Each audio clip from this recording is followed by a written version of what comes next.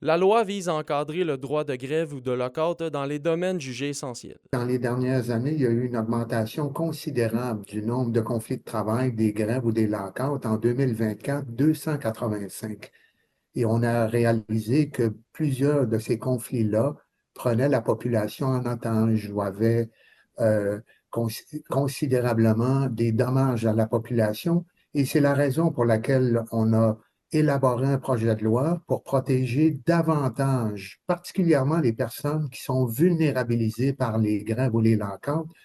Pensons aux enfants à besoins particuliers, aux personnes à faible revenu, les personnes qui sont pas capables de répondre à des besoins fondamentaux. Pourtant, une majorité des négociations collectives se règlent sans l'utilisation de mesures de grève selon la PTS. Environ 95 des négociations au Québec se règlent sans grève ni lockout. Malgré le contexte actuel, le ministre du Travail et responsable de la région Jean Boulet se dit ouvert à la discussion avec les 4 principaux partis syndicaux dans le but de modifier le projet. Bien sûr que je suis en écoute.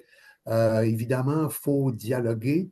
Ce dialogue-là, il doit se poursuivre sainement, dans le respect. Malheureusement, on a assisté dans la dernière semaine à des actes de violence ou d'intimidation.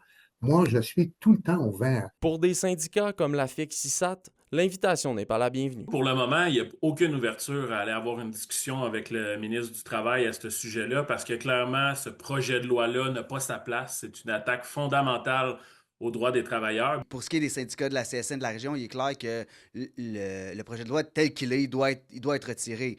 Le ministre peut bien présenter les amendements qu'il veut, mais le fondement même du projet et le titre même du projet portent réellement une atteinte aux droits des travailleuses et des travailleurs. Pour Carl Vairo de la PTS, il faut miser sur des mesures alternatives. Ce qu'on propose, c'est d'explorer justement des solutions qui permettraient aux salariés d'exercer des moyens de pression efficaces sans devoir recourir systématiquement à la grève. Par exemple, on suggère d'autoriser la perturbation administrative. Plusieurs partis syndicaux n'excluent pas le recours à des mesures juridiques si jamais la loi devait être adoptée.